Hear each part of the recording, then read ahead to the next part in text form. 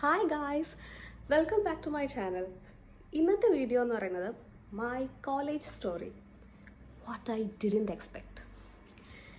അപ്പോൾ പ്രീവിയസ് കുറച്ച് വീഡിയോസ് നമ്മുടെ ഗർഭം കണ്ടൻ്റ് ആയിപ്പോയി. അപ്പോൾ ഞാൻ ഒരു വെറൈറ്റിക്ക് വേണ്ടി ഇന്ന് എൻ്റെ കോളേജ് സ്റ്റോറി ഷെയർ ചെയ്യാമെന്ന് വിചാരിച്ചു. ഫ്രഷ്. അപ്പോൾ ഇതിനകത്ത് സംഭവബഹുലമായ എന്നാൽ നമുക്ക് വീഡിയോ കൂടെ പറയാൻ പറ്റാത്ത കാര്യങ്ങളുണ്ട്, because lives of other people are involve. അപ്പോൾ ഞാൻ പറയാൻ പറ്റുന്ന എൻ്റെ ആ ദുരന്ത കാലഘട്ടത്തിലേക്ക് നിങ്ങളെ കൂട്ടിക്കൊണ്ടു പോകാം. അപ്പോൾ സ്കൂളിംഗ് ഒക്കെ കഴിഞ്ഞ് കോളേജിൽ ചേരാൻ നേരത്തെ ഏതൊരാളെയും പോലെ ടിപ്പിക്കൽ മൂവി എക്സ്പെക്റ്റേഷൻസ് ആയിരുന്നു എനിക്ക്. ഫ്രണ്ട്സ്, അടിച്ചുപൊളി, ഫൺ, ഫ്രീഡം. ആ ഫ്രീഡത്തിനെ പറ്റി പറഞ്ഞപ്പോഴാണ് ഞാൻ തപ്പി ബാംഗ്ലൂരിലെയും അവിടെ ഇവിടെയുള്ള കോളേജസ് ഒക്കെ കണ്ടുപിടിച്ചു. പക്ഷേ എന്നെ വീട്ടിൽ നിന്ന് വിട്ടില്ല. Probably because they were influenced by other parents who said wrong things about Bangalore and അങ്ങനത്തെ കുറേ കഥകളൊക്കെ പറഞ്ഞിട്ടുണ്ടാകും. പക്ഷെ അവരുടെ മക്കളിപ്പോൾ പല സ്ഥലത്ത് പോയി പഠിച്ചിട്ടുണ്ട്, ഇന്ത്യക്ക് വെളിയിൽ പോയിട്ടുണ്ട്. അതൊക്കെ ലീവ് ഇറ്റ്. എന്തായാലും എനിക്ക് കേരളത്തിന് പുറത്തേക്ക് പോകാൻ പറ്റിയില്ല, ഞാൻ ശ്രമിച്ചെങ്കിലും. അപ്പോൾ ഞാൻ എന്താക്കി, ഹോസ്റ്റലിൽ നിന്ന് പഠിക്കാമെന്ന് വിചാരിച്ചു. അപ്പോൾ ഞാൻ പഠിച്ചത് ബിഫാമാണ്, കണ്ണൂർ മെഡിക്കൽ കോളേജിലാണ് പഠിച്ചത്. അതിൻ്റെ സ്ഥലം ഞാൻ എക്സാക്റ്റ് ഇവിടെ മെൻഷൻ ചെയ്യുന്നില്ല. അത് കിങ് ലയർ എന്ന് പറയുന്ന സിനിമയിൽ ദിലീപിൻ്റെ അടുത്ത് നമ്മുടെ ബാലു വർഗീസ് പറയുന്നുണ്ട്. നിങ്ങൾ ആലോചിച്ച ആ സ്ഥലം കണ്ടുപിടിക്കുക. അവിടെ ചേരുന്നതിന് മുന്നേ ഞാൻ 1.5 months നമ്മുടെ എറണാകുളത്തുള്ള സെൻറ്റ് തെരേസാസ് കോളേജിൽ പോയിട്ടുണ്ടായിരുന്നു. സംഭവം നല്ല വൈബാണ്, നമുക്ക് നല്ല ഡ്രസ്സൊക്കെ ഇട്ട് പോവാം, നല്ല ടീച്ചേഴ്സാണ്. അവിടെ പോയി നല്ല ഓറിയൻറ്റേഷൻ സെഷൻസൊക്കെ ഞാൻ കേട്ടിട്ടുണ്ട്.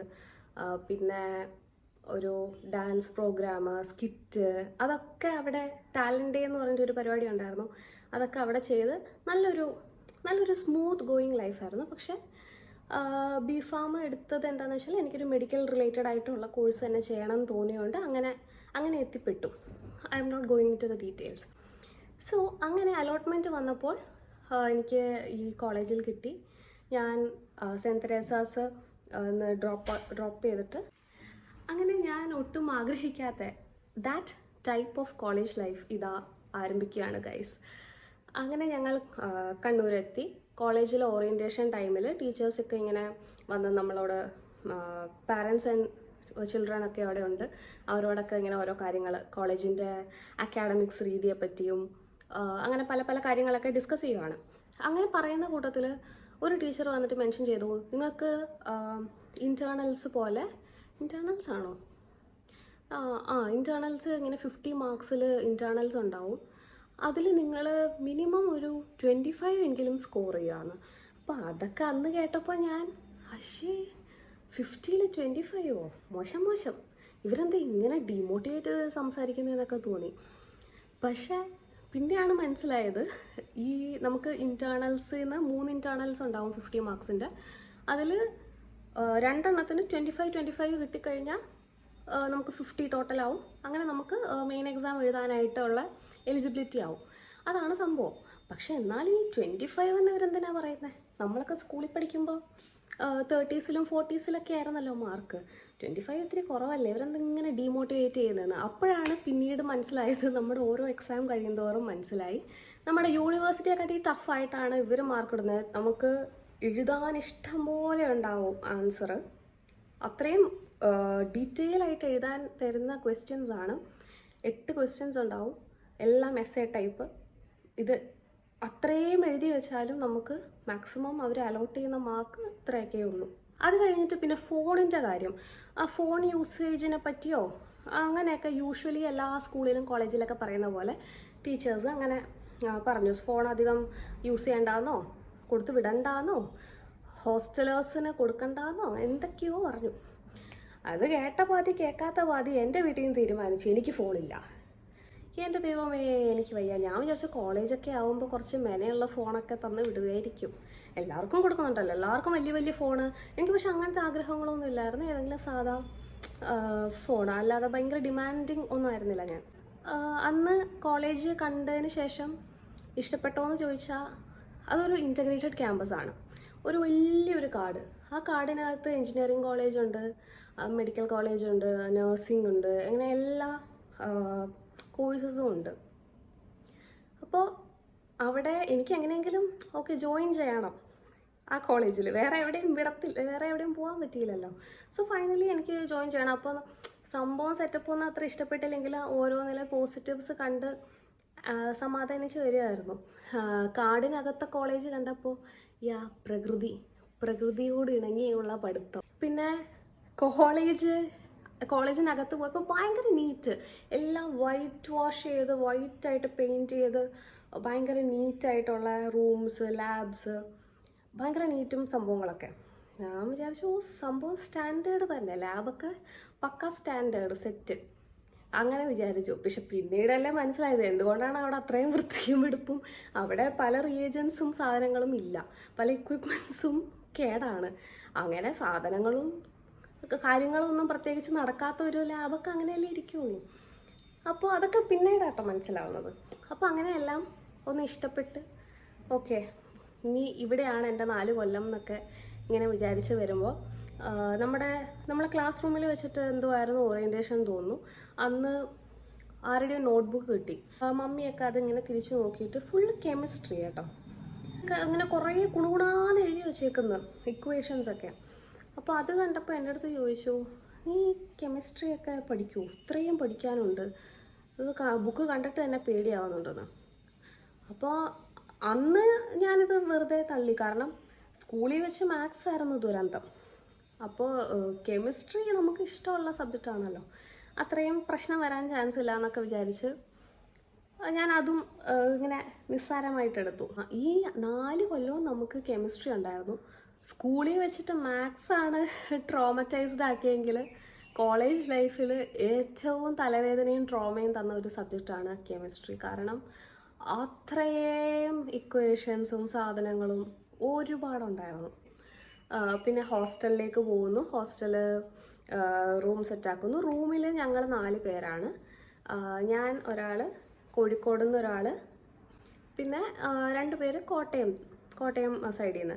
അപ്പോൾ ഈ കോട്ടയത്തുള്ളവരും പിന്നെ ഞാനും ആണ് ഇത്രയും ഡിസ്റ്റൻ്റ് ആയിട്ട് ഇങ്ങോട്ടേക്ക് വന്നിട്ടുള്ളത്. ബാക്കി എല്ലാവരും അവിടെ അടുത്ത് കോഴിക്കോട്, വയനാട് ഒക്കെ ഉള്ളവരൊക്കെ തന്നെയാണ്. അങ്ങനെ ഞങ്ങളുടെ ഫസ്റ്റ് ഇയർ സ്റ്റാർട്ട് ചെയ്യുവാണ്. ഞങ്ങളെ 4 പേരും എപ്പോഴും ഒരുമിച്ചാണ് റൂംമേറ്റ്സ്. ക്ലാസ്സിൽ പോകുമ്പോഴും വരുമ്പോഴും കഴിക്കാൻ പോകുമ്പോഴും ഒക്കെ ഒരുമിച്ചാണ്. കഴിക്കാൻ ഞങ്ങൾ മെസ്സിലാണ് പോകുന്നത്, ഹോസ്റ്റലേഴ്സ് ആയതുകൊണ്ട്. അപ്പോൾ എല്ലാവരും ശരിക്കും ശ്രദ്ധിക്കുന്നുണ്ട്. എപ്പോൾ നോക്കിയാലും ഒരുമിച്ച് കളിച്ച് ചിരിച്ച് ഇങ്ങനെ വരുന്നു. അങ്ങനെ എല്ലാവരും കണ്ണ് വയ്ക്കുകയൊക്കെ ചെയ്തിട്ടുണ്ടെന്ന് തോന്നുന്നു ഓരോ വാർഡന്മാരും. നിങ്ങൾ എപ്പോഴും ഒരുമിച്ചാണല്ലോ, നല്ല രസമാണല്ലോ കാണാൻ, അങ്ങനെയൊക്കെ പറഞ്ഞിട്ടുണ്ട്. അങ്ങനെ കണ്ണ് കിട്ടിയ പോലെ ഞങ്ങൾ ഫസ്റ്റ് ഇയർ തീരാറായപ്പോഴേക്കും ഞങ്ങളുടെ ഇടയിൽ ഓരോ ഇഷ്യൂസൊക്കെ വന്ന് നമ്മൾ വഴക്കൊക്കെ ഉണ്ടായി. പക്ഷെ അതൊക്കെ പിന്നെ പാച്ചപ്പായി, എല്ലാം സെറ്റായി.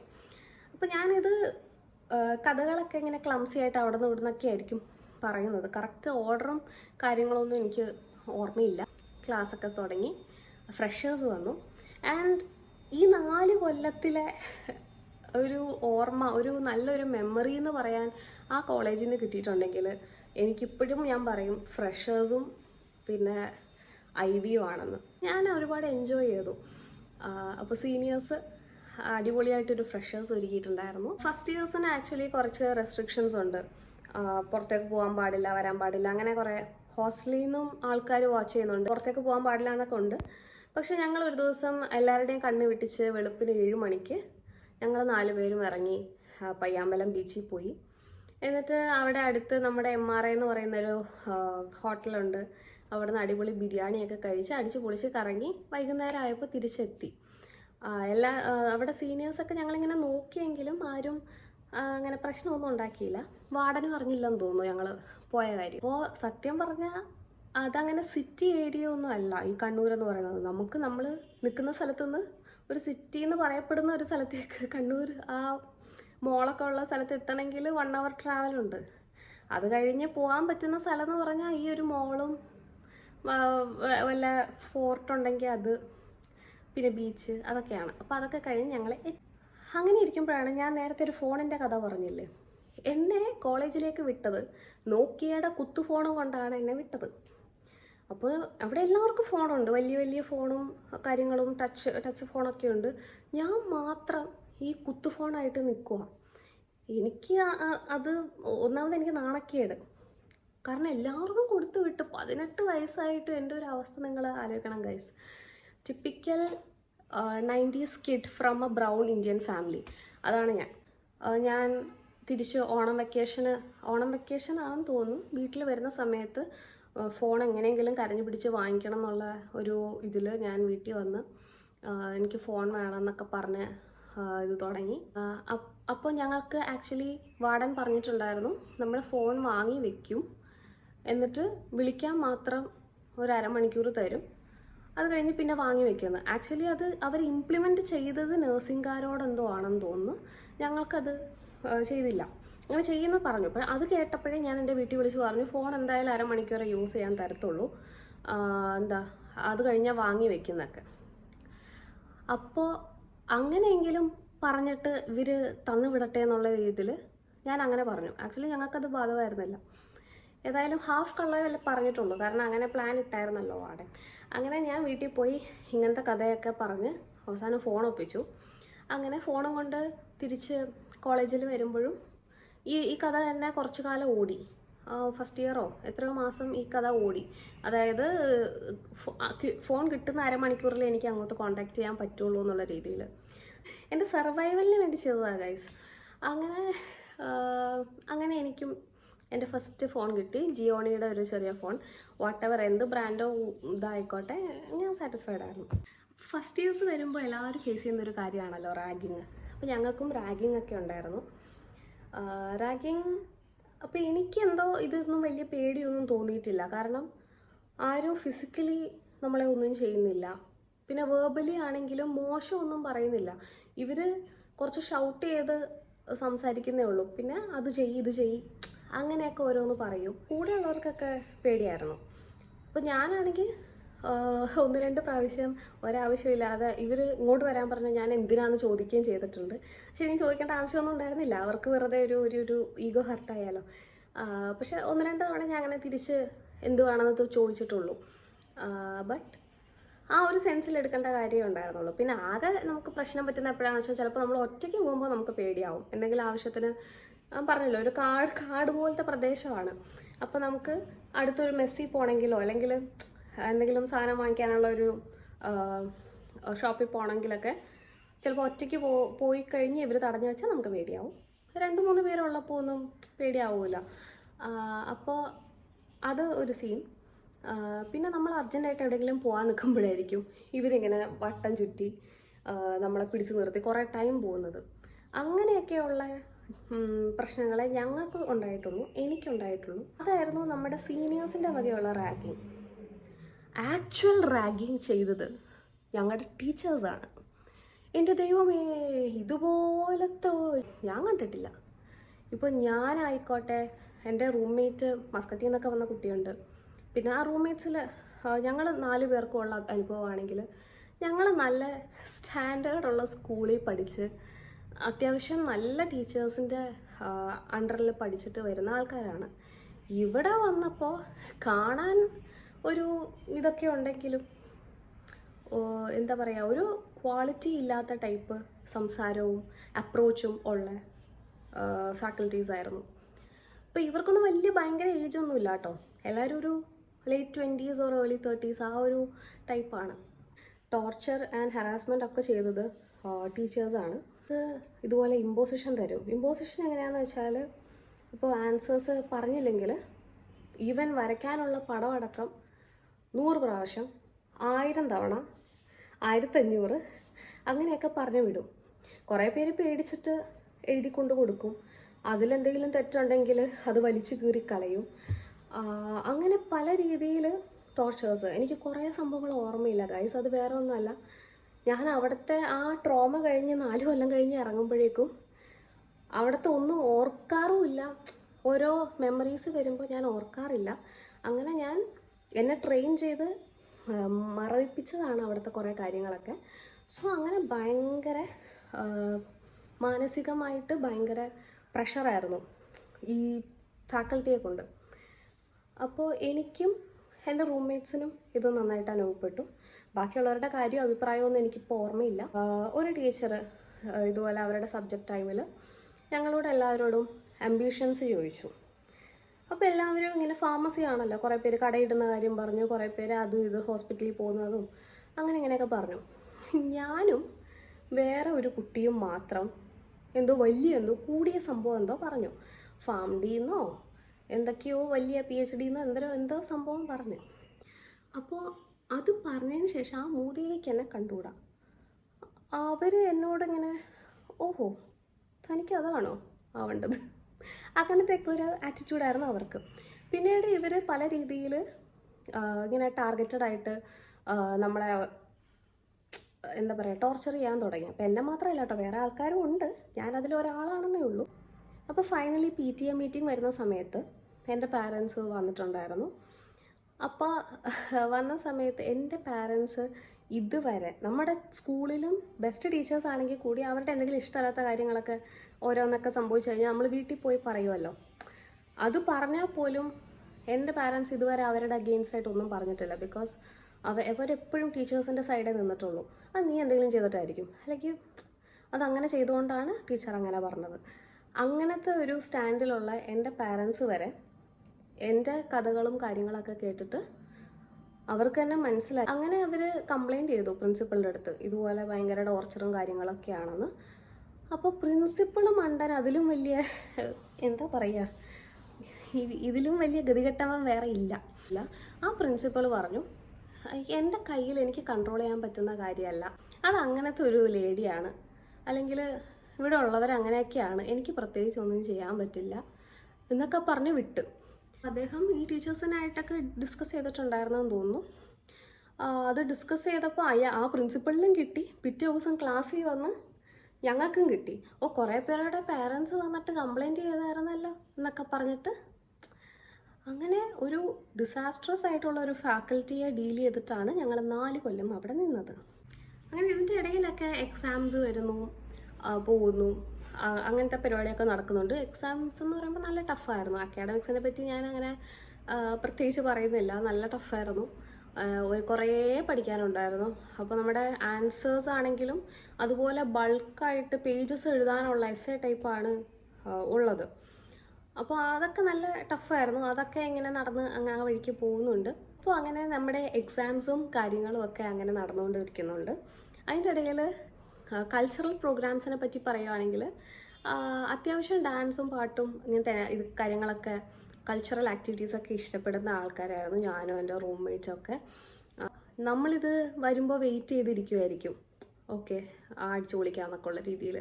പക്ഷെ ഒരു പ്രോഗ്രാം വന്നു കഴിഞ്ഞാൽ ഈ 2 മണിക്കൂർ ബസ്സിലും തീവണ്ടിയിലൊക്കെ വരുന്ന കുട്ടികൾ പകുതിയും കോളേജിലേക്ക് വരില്ല. അന്ന് അവർ ലീവ് എടുത്തിരിക്കും. ഭയങ്കര ബോറിംഗ് ആണ്.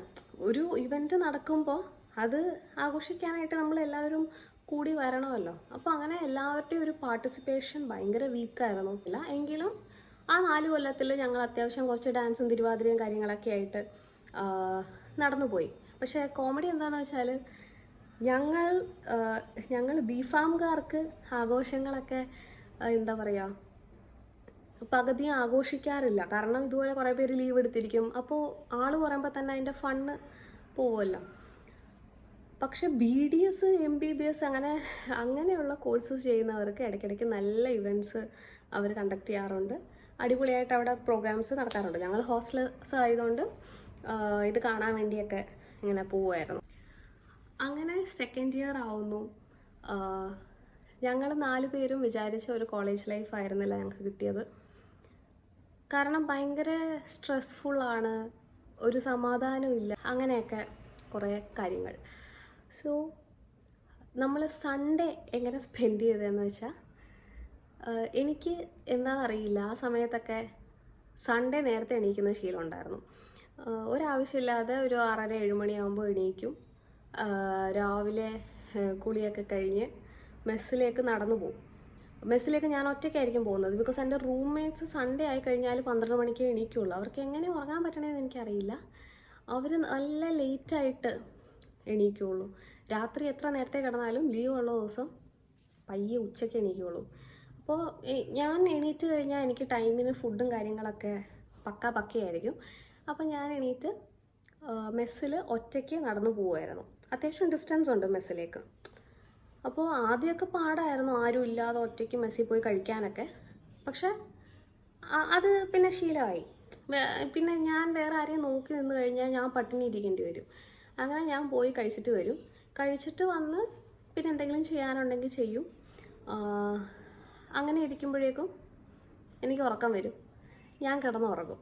ഉറങ്ങി എണീക്കുമ്പോഴേക്കും ഇവർ തലേദിവസം രാത്രി ഉറങ്ങിയവരെ എണീറ്റ് ഉച്ചയ്ക്ക് ലഞ്ച് കഴിക്കാൻ പോകാനുള്ള പ്രിപ്പറേഷനിൽ കുളിച്ചൊരുങ്ങി നിൽക്കുന്നുണ്ടാവും.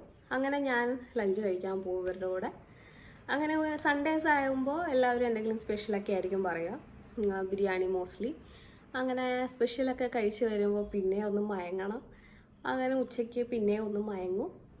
പിന്നെ ഈവനിങ് ആകുമ്പോൾ പയ്യെ ചായയൊക്കെ കെറ്റിലുണ്ടാക്കി കുടിച്ച് ഞങ്ങൾ ഇങ്ങനെ പിന്നെ ഡിന്നർ കഴിക്കാൻ പോകും. അങ്ങനെ ആ സൺഡേ കഴിയും. സാറ്റർഡേസ് മിക്ക ദിവസവും ഞങ്ങൾക്ക് ക്ലാസ് ഉണ്ടാവാറുണ്ട്. ഏതൊക്കെയോ സാറ്റർഡേ ഇല്ലെന്ന് തോന്നുന്നു, ഓർമ്മയില്ല. അങ്ങനെ സെക്കൻഡ് ഇയർ ഒക്കെ ആകുമ്പോഴേക്കും നമ്മൾ പയ്യെ സീനിയേഴ്സിനോടൊക്കെ ഇൻട്രാക്ട് ചെയ്യാൻ തുടങ്ങി. അപ്പോൾ ഞങ്ങൾ മെയിനായിട്ട് ഞങ്ങളുടെ ഹോസ്റ്റലിലുണ്ടായിരുന്ന സീനിയേഴ്സിനോടൊക്കെ തന്നെയാണ് മിണ്ടിയിട്ടുള്ളത്. കോളേജിൽ വെച്ചിട്ടാണെങ്കിൽ സീനിയേഴ്സിനോട് മിണ്ടാനാണെങ്കിലും നമ്മുടെ ക്ലാസ്മേറ്റ്സിനോട് പോലും പ്രോപ്പറായിട്ട് മിണ്ടാനൊന്നും സമയമില്ല. കാരണം ലഞ്ച് ബ്രേക്ക് ആകുമ്പോഴേക്കും ഹോസ്റ്റലേഴ്സ് ഇറങ്ങി കാട് മൊത്തം കറങ്ങി മെസ്സിൽ പോയി ലഞ്ച് കഴിച്ച് തിരിച്ച് വന്ന് കുറച്ച് നേരം റൂമിലൊന്ന് തല ചായ്ച്ചിട്ട് പോകുമ്പോഴേക്കും ലാബ് ഉണ്ടാവും ഉച്ച കഴിഞ്ഞിട്ട്. പോകുമ്പോഴേക്കും നമുക്ക് ആരോടും അങ്ങനെ മിങ്കിൾ ചെയ്യാനൊന്നും ആക്ച്വലി സമയം കിട്ടിയിട്ടില്ല.